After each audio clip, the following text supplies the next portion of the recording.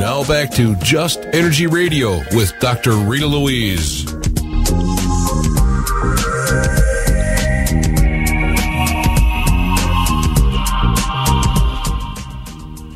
Hello and welcome back to Just Energy Radio. I'm your host, Dr. Rita Louise, and thank you all for staying tuned to the second hour of the show. Don't forget, Just Energy Radio can be heard live here on the Inception Radio Network, and it's brought to you by soulhealer.com, where you can find out about all the services that I offer, including medical intuition evaluations, energy medicine sessions, as well as intuitive counseling. So I have a couple of very important announcements to make if you weren't listening to the first hour of the show. First of all, Just Energy Radio was nominated for one of the top internet radio shows. I can't even talk, on about.com.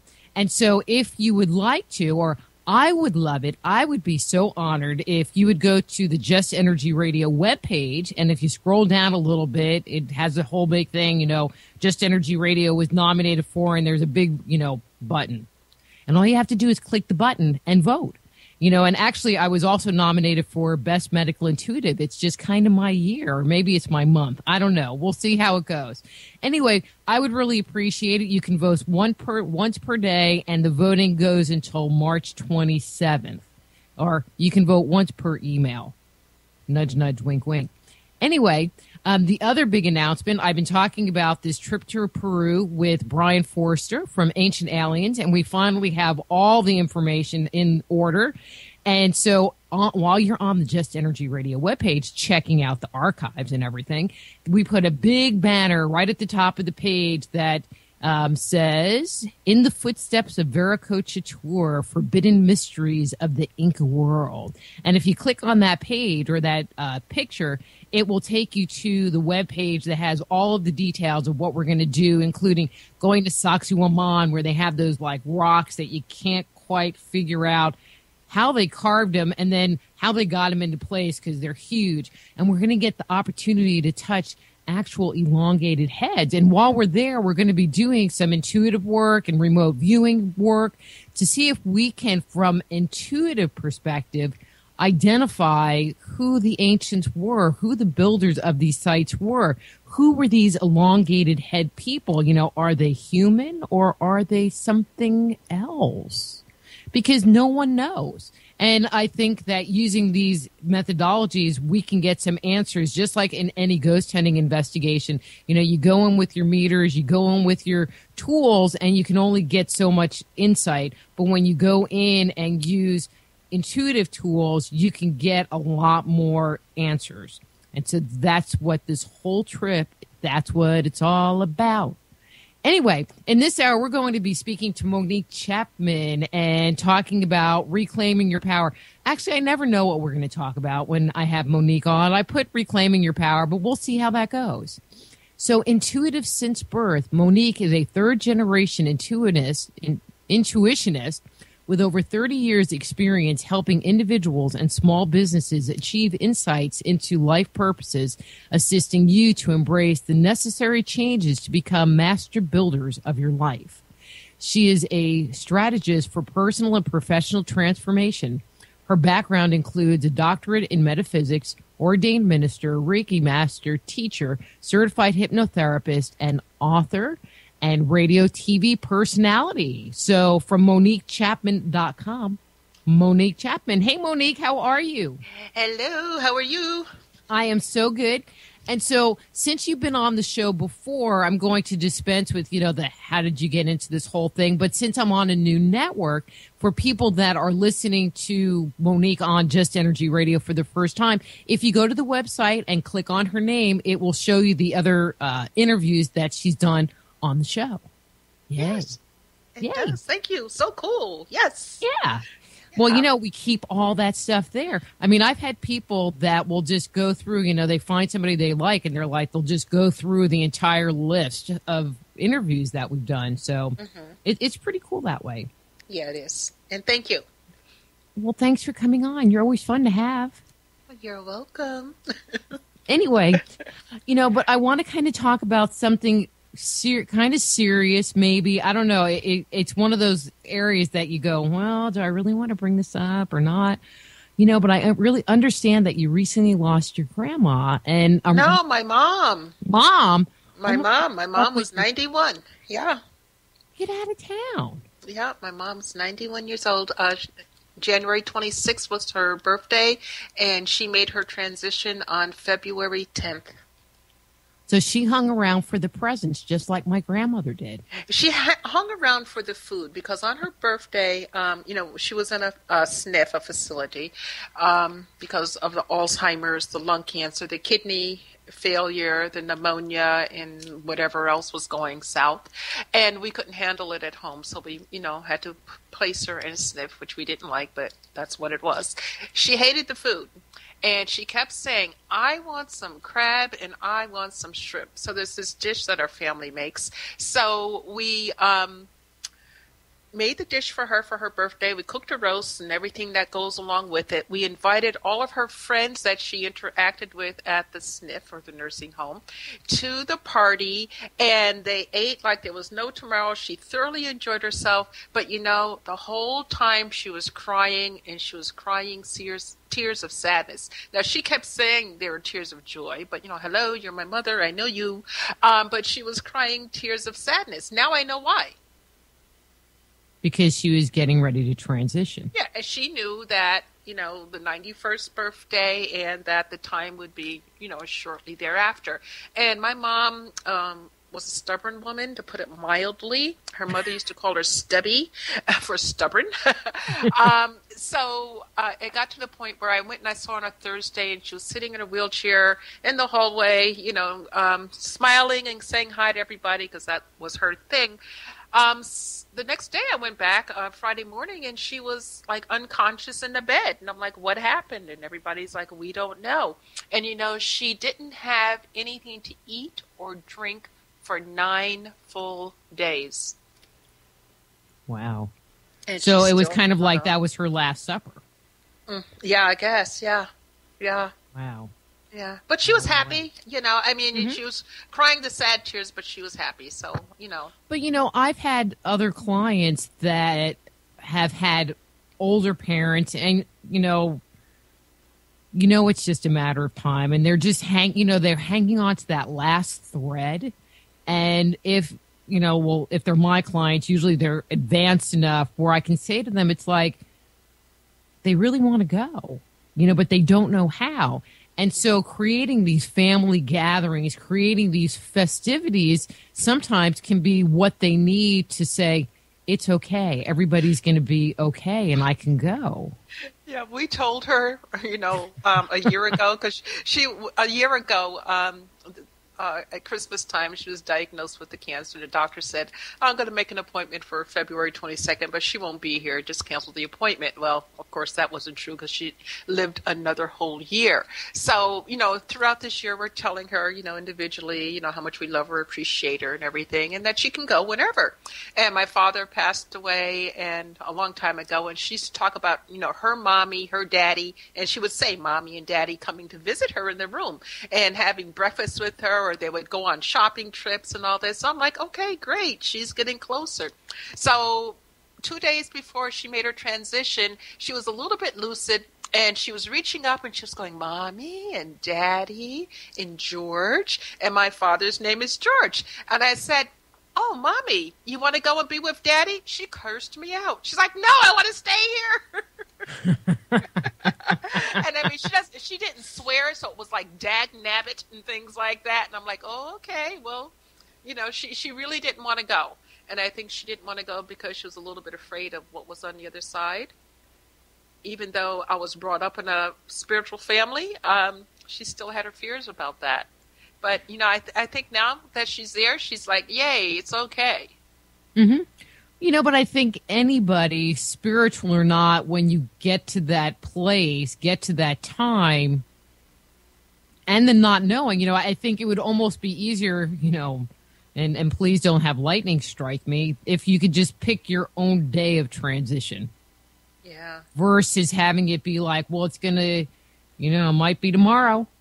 Yeah. Well, might not. Maybe maybe, because, I mean, if you're like a teenager or even younger, and these kids today with no value for life, it's like, okay, well, I want to go today, or I want to commit suicide, and they do it, and then they're like, well, oh, shoot, I want to come back. And okay, well, I don't mean them, but I mean, okay. People that have a lot of health concerns, where it's to that Kevorkian point. Theory, yes. Yeah, like versus, Dr. Kevorkian. Yeah. Yeah. So you can go and pick your time and say, okay, see ya. Mm-hmm.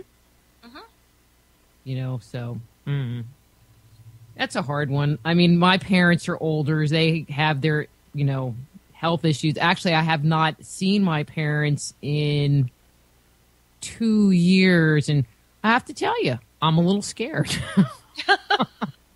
Because, from what I understand, their health has not gotten better. And it's been 2 years. And so, yeah. Anyway. Yeah, well, maybe we want to go visit? Oh, I'm going in June. Okay. So, yeah, but that's why it's like, okay. Well, I just don't want to get there and just like start bawling. Anyway. Were you... Oh, go ahead.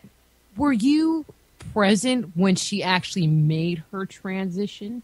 No, the nursing home actually called me at 9:30, and they said, we think that she's going to go soon. Do you want to come?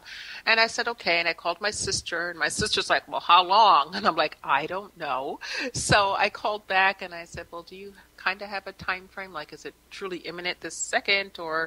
And the nurse said, maybe about 10 minutes. And if I sped at 100 miles an hour, it would have taken me 20 minutes to get there.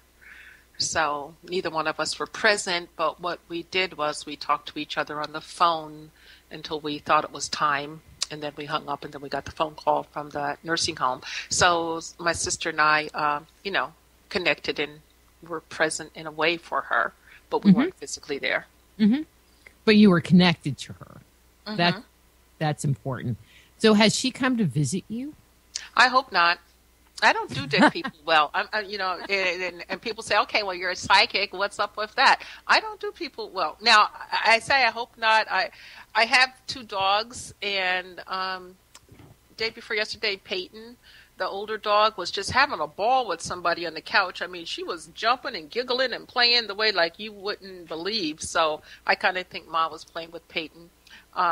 From time to time, the dogs will look up and stare at a certain spot, then follow like a pattern, which they haven't been doing before. So I think that might be her, coming in to say hi. I've asked her not to, but again, she's stubborn and she's going to do what she wants. See, I think it's interesting that you get the same thing. It's like, well, you're a psychic. You're supposed to talk to dead people. It's like, no. No. They don't talk to me, and they're totally not allowed in my house. That's I have this rule. You can go. You can be a ghost in somebody else's house, just not mine. I want my house free of all energy that is not in human form or in animal form, live walking around. And I say this because she's my mother and I love her dearly. Okay, so I want people to understand that. However, just because someone passes over, it doesn't make them any wiser or more spiritual or more etherical, is that the word, than they were when they were here 10 minutes ago. Okay. And when they first cross over, sometimes they can be confused depending on the way they went, and they'll actually want to stay but bring a negative energy back with them, not knowing it's a negative energy. It's nothing that they do intentionally, but a negative energy just says, a new one, let me attach, and then they come in, and then you got more issues. So I just try to keep everything as clear as possible. Am I always successful? No, but it's a work in progress, if you will. Mm-hmm. And it's not that I don't love my mother, folks. I do, but I just, when you're gone, you're gone. And that's just my personal opinion. Other people, they want, everybody from, 9 generations back, in the room with them. And that's great. Just not my thing. Mm-hmm. I'm hearing you. I mean, I've had some family members show up. I've had some people that I don't even have a clue who they are show up. Not very often, thank God. But every so often, it's like, hey, there's some guy standing in our living room.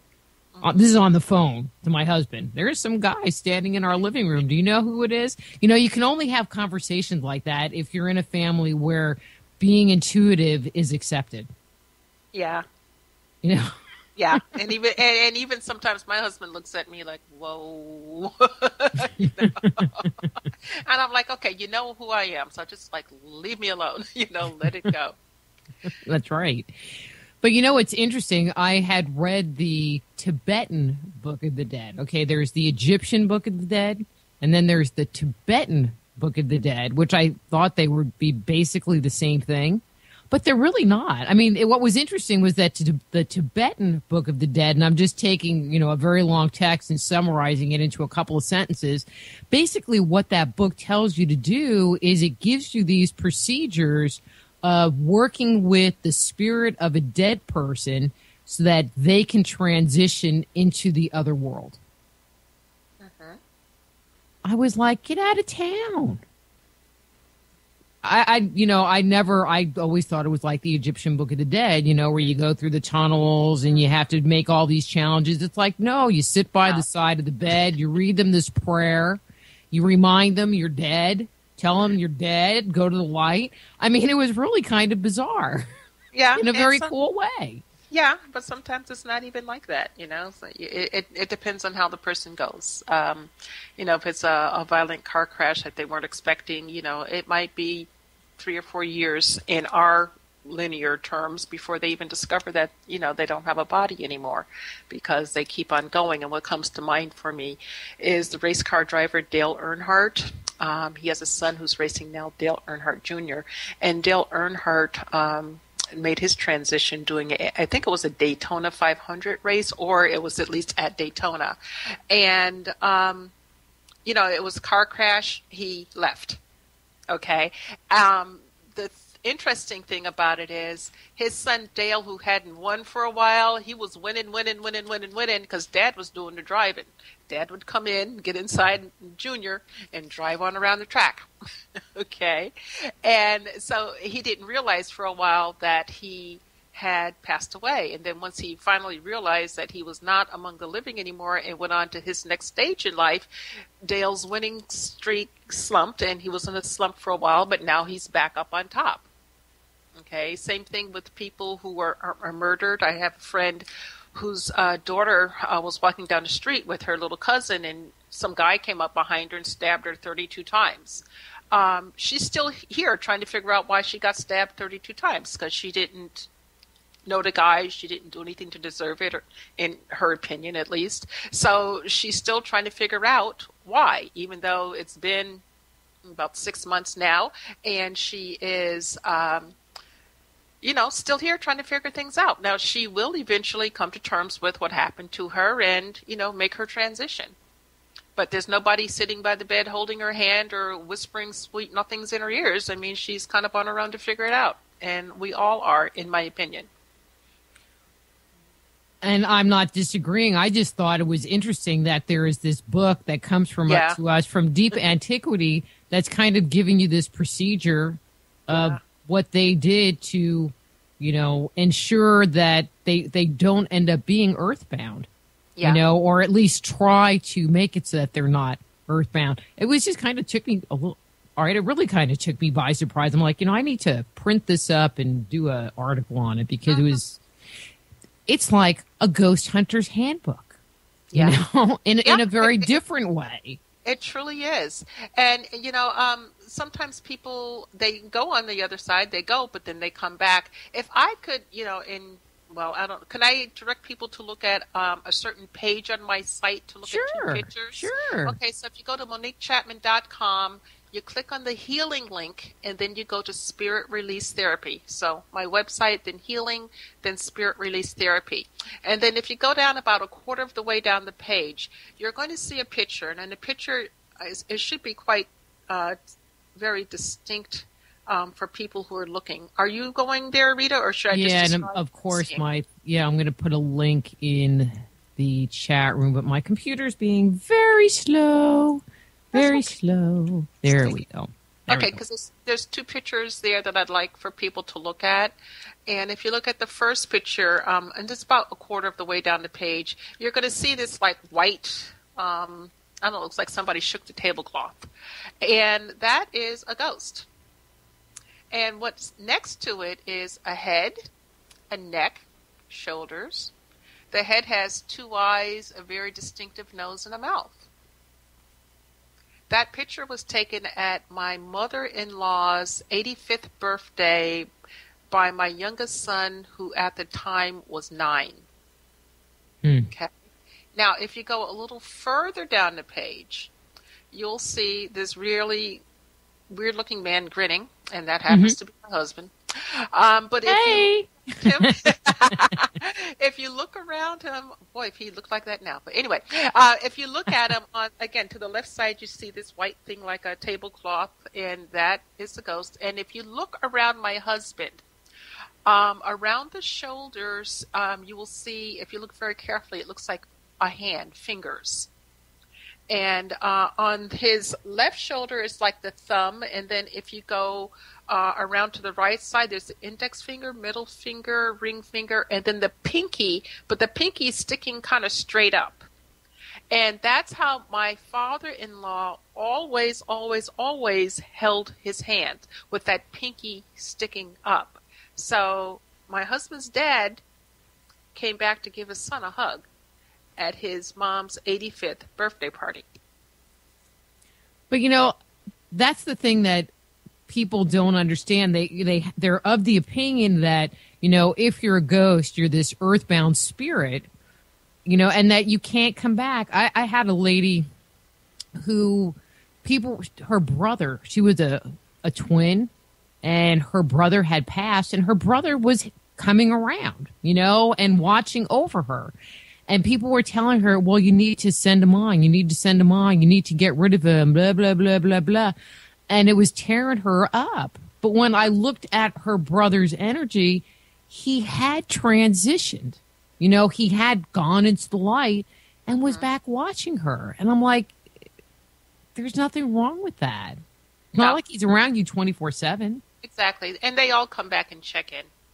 They just check in and see how you're doing. Sometimes they try to help with the healing or whatever is needed, and they might do that through the dream state, or if you're open to communication with them. However you're open, they'll come, back and try to help you should they feel the need to help you, and then they, go away. Yeah. I mean, I haven't ever noticed any of my family coming around me, which probably is a good thing. I had my ex-husband's father show up at our house one day. That was kind of bizarre because I never met the man, but he was sitting in my kitchen. Wow. And I'm like, hey, your dad's here. Yeah, tell him to go away, No, we had just bought a new house. Oh, wow. And so he was helping us move in. Yeah, he came to inspect and look. And yeah. It's not wonderful. No, I thought it was like the coolest thing, and he's never been back after, which is fine, Yeah, well, he just wanted to see. Just wanted to see. Well, my father-in-law smoked cigars. He was a heavy cigar smoker, and he passed away before we actually got married. And the day after we got married, we went over to his mom's house, and, just to say hi, because we're, going on our honeymoon, getting ready to get on that plane. And all you could smell was cigar. I mean, strong cigar. And I said, do you guys smell the cigar? And they're like, yeah, we don't know what it is. And I said, well, okay. Well, and they weren't open to hearing, so I didn't tell them. But I'm like, oh, he's here. And their response was, oh. Still looking at me as if I was a bit crazy. Okay. Because that, it's my in-laws. They don't believe in any of this. And here I am talking about this stuff, and they were like, oh, so not, wanting to believe in or have any of it. Mm-hmm. And that's okay, because that's where they're at. There's nothing wrong with that. There's nothing wrong with that at all. And in fact... families, don't you just love them? Well, we're all on our path, and we're all in different parts of our path, different places, I guess. And it's okay because we're all learning, and or we can choose not to learn, and that's cool too. Mm-hmm. No, that's cool too. I just wanted to direct you to one more picture. I've got other ones up there, but I don't know exactly where they are. But if you go again to MoniqueChapman.com, healing, and then house clearing blessings, if you click on that link, about, quarter of a way down the page, you'll see a picture of me, a much younger me, at the same event. And when we're on our way to that event, since my husband's family really doesn't appreciate my energy, or me, I said, all I want to do is send love out to these people and, have a good time. And you'll see what happens if you go look at that picture. I know, it's like, makes me think of like Iron Man. She got the force coming out. Something. Huh. I haven't asked anybody this, not on the show, but I think you would be a good person to ask. There was all the 2012 hype stuff happening. So this is kind of a two-parter. Where did you fall with the whole 2012 thing? And then have you noticed any kind of shift? What has your observation been since that date has coming on? Okay. I thought the whole 2012 was a crock, just like 1999, 2000 was, the world's going to end and everything's going to blow up. I felt that Hollywood did a fantastic job of creating movies and putting fear into people's eyes, hearts, ears, so that they could make some money. I felt that 2012 would indicate a significant shift in our energy, bringing in more of the feminine energy, and it has. Look what happened to hockey. Sorry, hockey fans, but hockey can be a pretty violent, sport. And it took a while for hockey to get back on track. There was a lot of things even happening in our government that, were going down the wrong track, and not that they're on the right track now, but they're getting closer to being more equitable for everyone. We still have a long way to go. So I said getting closer, people, before you jump down my throat with both feet and everything else. So there's definitely been a shift. The two types of shifts. One shift where some people are feeling our great empowerment and they're moving forward at 99,000 miles an hour and they can't wait to, see what's next. Another shift is, and I heard someone describe it as being in the Bardo state. It's like the rug fell out from under them and they're just here and they're looking around trying to figure out what is there next to do? Who am I? Where am I? Because last week I knew, but now I don't know. So those two distinct shifts, the energy's going on, but I believe that both are there for a truly divine purpose for people to awaken.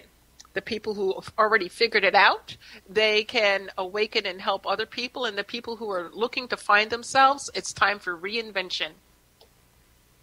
Amen. So what do you think about the whole Pope thing?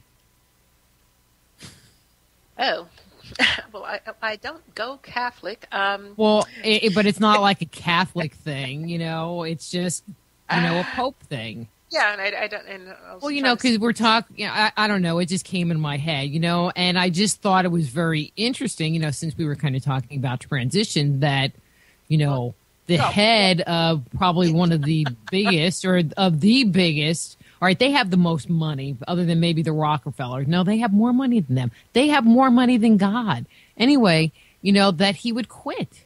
Yeah, well,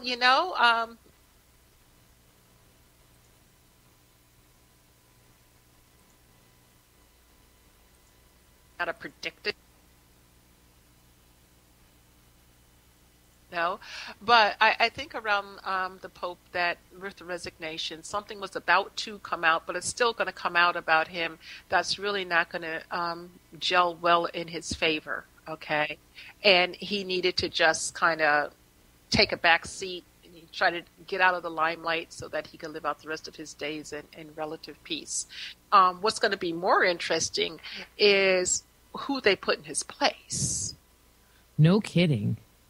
No kidding. Well, and I was thinking, I don't know that I would want to be that person, because there's that, and I don't remember the guy's name, but who did the prophecy of there's going to be 216 popes, and here's their little nicknames, and whoever this guy is, is the last one on the list. It's like, I don't know that I'd want to be that one. Yeah. I don't know, but unfortunately for me, I just don't buy into any of and sorry, Catholics or any other organized religion. I just don't buy into it, Well, I mean, there's buying into it from a religious point of view, but, they, from a more political point of view, they hold a lot of power and they have a lot of money. Yeah. And it's like, it's not mafia money, but it's like mafia money. The Illuminati. Hey, they're Italian. Yeah.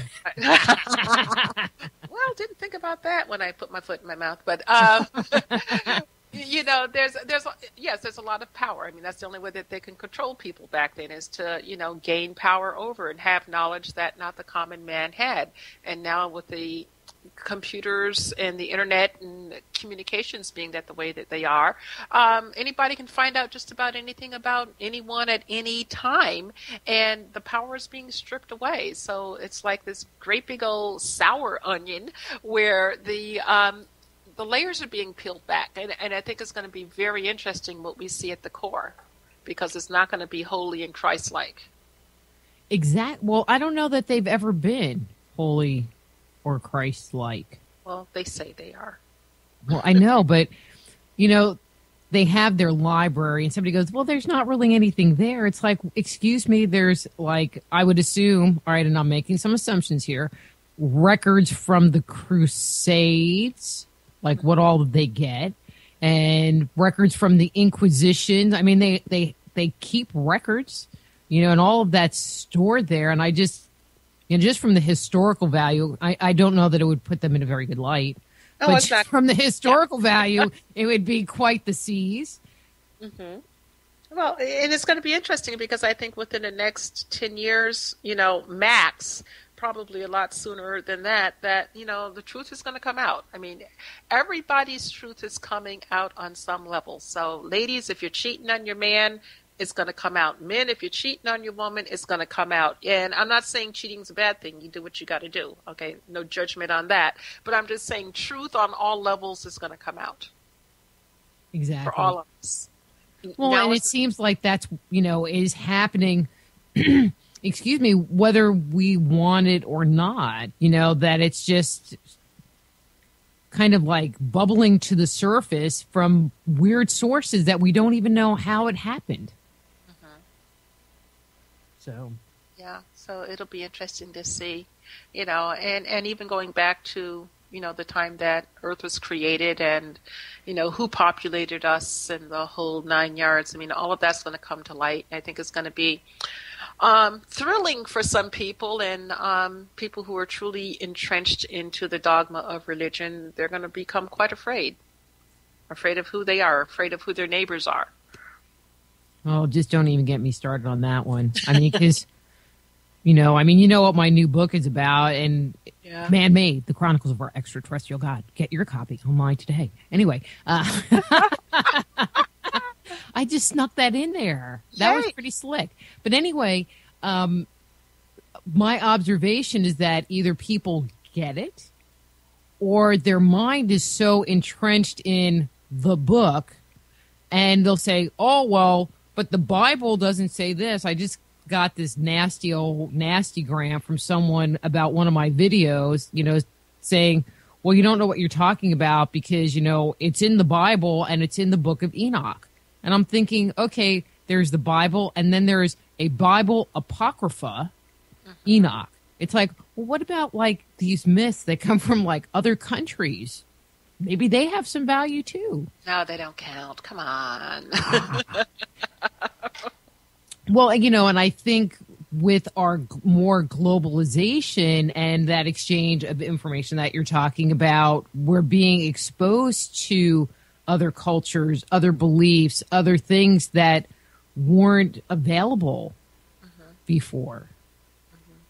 And if you ferret through all of it, you'll find that there's a lot of similarities.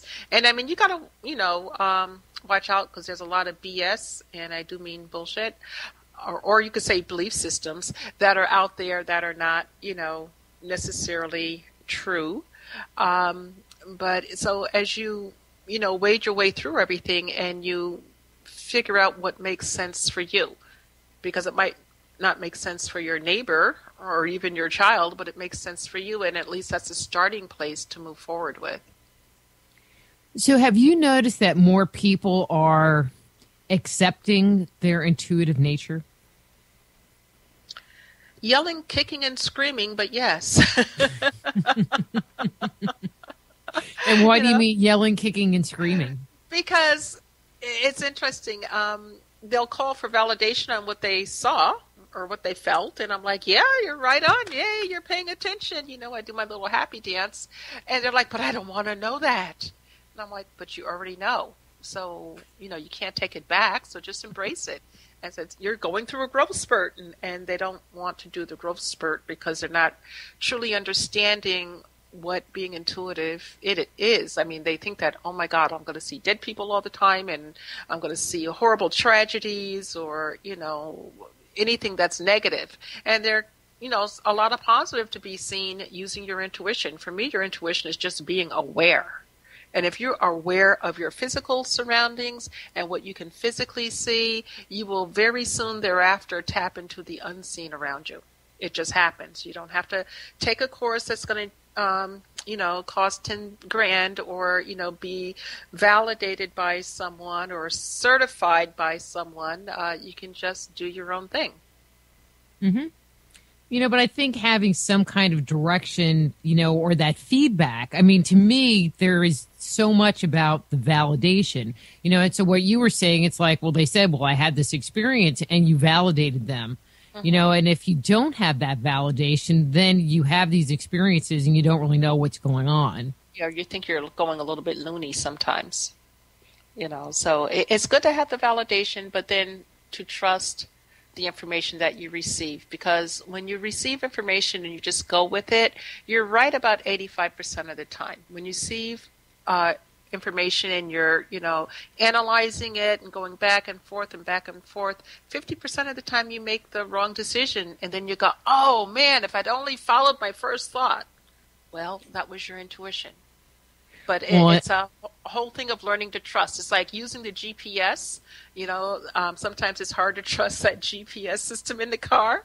So same thing with the intuition. It's trusting it and knowing that it's going to take you to a good, safe place.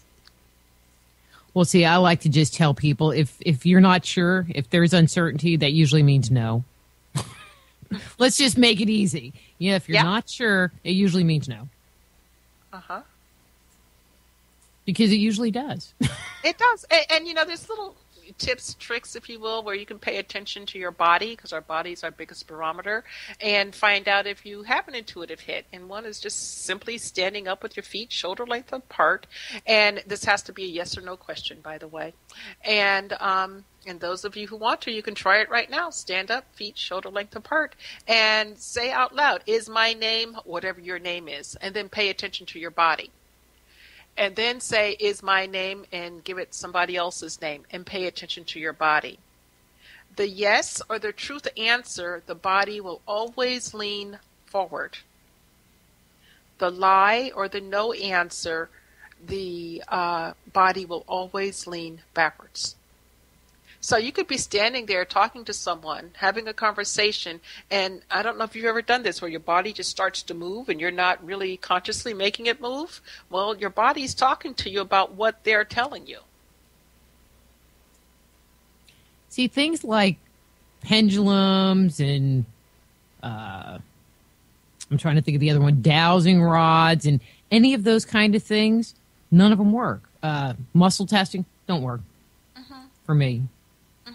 And so, I don't know, just doesn't. and that's okay, because I don't channel whomever. It's everybody has their own way. Just like everybody walks a little bit differently, but we all walk. Well, most of us walk that have functioning legs. We get to where we want to go, and we do the walking. But you wouldn't have this type of show, my dear, if you didn't have some working intuition. Well, yeah. No, they just tell me, oh, you're going to start a show in January. Oh, and between the middle of October and January, you have to put up a web page and line up guests and blah, blah, blah, and get equipment and blah, blah, blah, blah, blah. It's like, okay. No, my guys are pushy and very specific and always have timelines. It's like, God, they piss me off sometimes. But that's to kind of get your juices flowing and get you going. Or if you want, you can choose to shut down. Everything that we do is a choice. I don't know. I don't know that people that start opening up can consciously shut it down. They might think they want to, but I don't know once that door is open, they can really close it. Yeah, you can. Because when I was little, I used to see those people I don't want to see now. And it's like, nope, I will look at everything, here, here, and here, and here, but I don't want to see that. And I don't see it. I might know it's there, but I don't see it. I mean, if you ask, we can ask for whatever, quote unquote, if you want to call them powers or intuitions, whatever words you want to use around it, you can ask for it to come to you. You can ask for it to go away. People who can't shut it off for whatever reason, there's an imbalance someplace in the chakra system. So once they align the chakras and have them balanced again, you can turn it on, turn it off. Oh, definitely. There are some people, and I'm sure you've run into them that have had like a near-death experience or something where they've just popped open, and now they're picking up everything. Do you have any advice for those people? Yeah, start meditating so that, first of all, you can be more conscious of the energies that are coming at you, and the ones that you don't want or you want to tone down or you want to push back. Just tell them, this is what I need. I can't handle all of this, so I'm willing to accept A, B, C, D, whatever it is. And for the rest to stay out of your sight for a while, out of your psychic sight for a while. And when I say psychic sight, I'm talking about all the different ways that we can perceive energy. Because as you do that, you are more in control, okay? And the meditation helps quiet the mind so that you can think of what it is you truly want to experience and not experience. Well, and I bet it would help to channel some of that energy that you don't even know what to do with out of your body, too. Mm-hmm. Well, yes, meditation can do that, or what I call running your energy, grounding yourself and running your energy. Everybody wants to be so spiritual, and we think spiritual is being up there in the ethers someplace. And I actually believe that fully functioning spiritual person here on earth has 1 foot in earth and 1 foot in spirit, okay? Kind of like a balancing act, okay? And they can go in between, but they're truly grounded here because we are in earth school and we came here for a reason, and that reason is to learn specific lessons. So we can utilize the tools that we knew on the other side before we crossed the veil, but it's really going to be important for him to or for anybody to just have 1 foot here and work through issues here while we're practicing our spiritual practices and utilizing our spiritual tools. It's interesting because there are so many people, it's like they want to be psychic, or, they realize that they have some kind of intuition, but they're really not willing to do the work. They're not willing to work on their psychic tools or work on themselves so that they're better, more open, whatever, and so there's kind of this inconsistency. It's like, you want to look like Arnold Schwarzenegger at his peak, but you don't want to go to the gym. Yeah, and then you don't get to look like Arnold. And with this, the information that comes spiritually, if you don't want to open to it, well, then there's next lifetime. Or maybe later on this lifetime. Mm-hmm. But it's again, it comes back to a choice. What do you want to learn? You say you want to, you want A, B, C, and D. Do you really? And if you really want it, be open to it and go with the flow. And if there's something within that flow that disturbs you, like me talking to dead people, that's something I don't want to do, don't want to see them. And I say, no, I don't want that. And I don't get that. And it's as simple as that. People think that you have to, study in an ashram for 10,000 years and sit in some weird position and, be enlightened.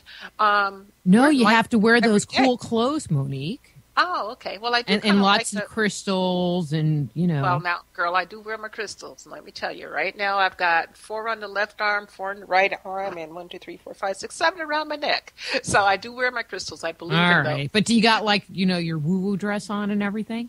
And your Birkenstocks? That's the other criteria, the Birkenstocks. No, don't wear Birkenstocks. When I did the psychic shows, funny story, I wore African costumes, and I wear a gele, a headdress that was quite tall, and I fixed it with gold material. So people would come up to me, and I'm sitting at a psychic show where I'm charging, $30 to $5 for 15 minutes, okay? They would come up to me, "Oh, you're Miss Cleo." First of all, insult. And then would Miss Cleo truly be there, based on her fame and the money she made before she was Yeah, well, then you were way undercharging then. Yeah. But so I had to get out of, doing things like that unless I do a private party now and they request a costume, because some people thought that I could only be intuitive if I wore the costume.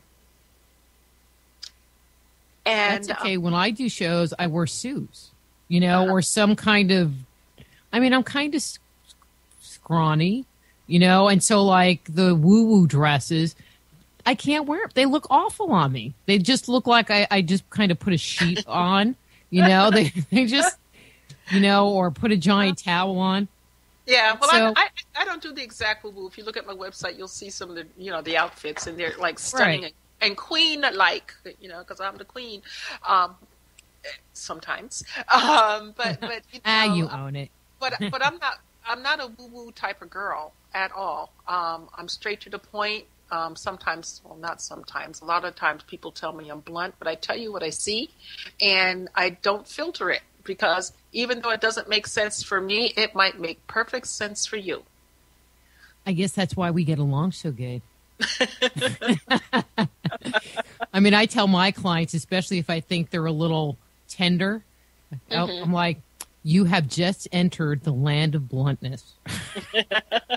So I don't mean to offend you, but I hope you're prepared. And they're like, no, I want you to tell me everything. It's like, thank you for the permission. Yeah, and I tell them, and sometimes I'll preface it with, I'm not meaning to hurt your feelings, but da-da-da-da-da. And they're like, you hurt my feelings. Like, told you that might happen, but you wanted to know, And I don't just, sometimes I'll tell people, if someone's coming to me for a reading, the beginning of the reading to validate that I am intuitive, I'll give a 3 to 5 minute spiel about what's going on in their life so that they can say, yes, she's got it, or yes, she's full of shit, whichever way they want to go. And if they believe that I've got it, then I open it up to questions so that they can hear answers to what they feel is important, instead of telling them about something that they don't want to hear about, or can't even wrap their minds around because they're so focused in a different area. Oh, see, I don't even do the 3 to 5 minutes anymore. It's like, so what's going on? And I just sit there with my paper. Well, it depends on, like, if it's a new client, I'll do the 3 to 5 minutes, because for me, I need to validate with them that I know my stuff, that I can see and hear and, provide them with information. People that I'm established with, he's like, oh, girl, what's going on? Okay, okay, I saw you didn't leave him yet. Why? So if you had to pick, because, you're like me, you do a bunch of different kinds of sessions. What's your favorite to do? It's a tie. It's a tie between giving intuitive consultations and spirit release therapy. And I know they're two opposite things. But the intuitive consultations, because for me, I'm about empowerment. I'll give you the information. I will show you 3 to 5 ways that you can open the doors to create what it is that you want. It's very rare that I definitely see that you're going to get that blue Corvette in the year 2016 on a Tuesday at 3:00. It's very rare that comes through, but sometimes, extreme, rare occasion, it will. But I will empower you so that you can go out and make the money so that you can get that Corvette if that's what you want, or anything else. So that I love to do. Plus, answering the little questions in life that comes up about, well, what's my life purpose? Where's my man? Where's my woman? That type of thing. The spirit release therapy is cool. And I just did one the other day with this guy over Skype in Florida. And I can actually see the spirits going, and the person is lighter and they're happy and they're more grounded and they're ever so thankful that they have their life back. That heavy presence, notice I didn't say dark cloud, but that heavy presence that was around them has lifted. So those are my two favorites. But those are two good ones. Yeah, they're fun for me. Uh-huh. I really get jazzed and into it. Well, I think that's interesting. Wait a minute, Monique. So you don't want to talk to dead people, and you don't want dead people in your house, but you do spiritual release work? Uh-huh. Well, isn't that kind of dealing with dead people and dead entity things? Well, sometimes dead people, but very rarely. Usually it's some type of other entity that's never even had a human life. And what am I doing? I am sending them away. You get those. So there's, and there's protection. I mean, my goodness, if you come to my house, first of all, the office, and I have a home office, my office is purple. I mean, the deepest purple. People walk in, wow, this room is purple. Yeah, but there's a reason for that purple. I've got protection symbols throughout my house, and then I'm always constantly protected with my jewels. I've taught everybody in my house, if you see, smell, do whatever, here's what you do about this situation, that situation, the other situation. So it's very rare that we get a lot of crap, okay? Very rare, because I teach, my kids, whether they want to believe it or not. I've taught them since they were little as to what to do. And of course, it's just mom and my mom being weird until it's, I'm the team mom for the football team and we're having the football, dinner. Oh, my mom's a psychic and everybody wants to know information, Or my kids said that to me at school. Uh-huh. Here's my stepmom's webpage. She's a psychic. It's like, thanks a lot. Yeah, I mean, it's okay because I don't, come out of the closet about this with everybody, especially in my kids' school settings. Because you never know. You want your kids to be accepted, and all of a sudden, this mother's telling her kid, "Don't play with this one because the mother's weird and whatever."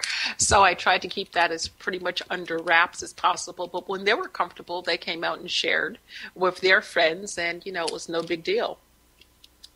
Cool. Monique, The music is going to come up in a second, and I wanted to talk to you. I was hoping to talk a minute about your book. So let me just ask this one question. So when is it coming out? I don't know. You know what happened? I was headed to the editor, and then it came back, and then my mom passed away, and I got that I needed to add something else to it. So it's sitting here on my desk looking at me. So when I add the rest, you'll be the first to get a copy. Okay, that's a deal. That's a deal because it looks really interesting, and I want to find out. All right, but I need to let you go because the music's going to come up, and it's time. And so, Monique, thank you for coming on, and I will talk to you again soon. Okay, thanks. Take care. All right, bye, girl. Bye-bye. That was Monique Chapman. Her webpage is moniquechapman.com, and you heard her. She does readings over the phone, by Skype. So give her a call. Check out her webpage. And next week, we're going to have my favorite alternative health guy, Roger Bazina, is talking about cleansing and detoxification. And in the second hour, we're going to have William Brown talking about the science of life on Earth. And so until next week, I'm Dr. Rita Louise. Don't forget, go to the webpage and vote. Be blessed.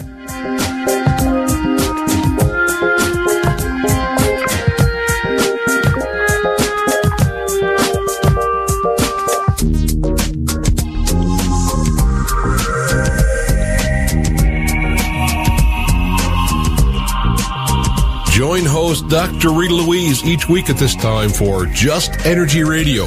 point your browser to www.justenergyradio.com for more show information and to contact Dr. Rita.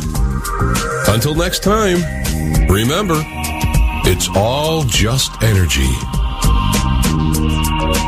Alien civilization is wrapped in time, magic, and mystery.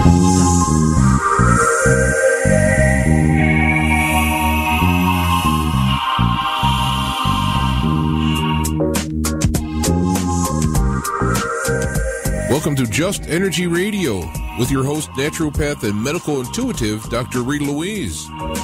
We have learned from Einstein's theory that matter and energy are one. Physicists believe that all systems in nature have their own particular way of vibrating, from the swinging of a pendulum to the waves of the ocean.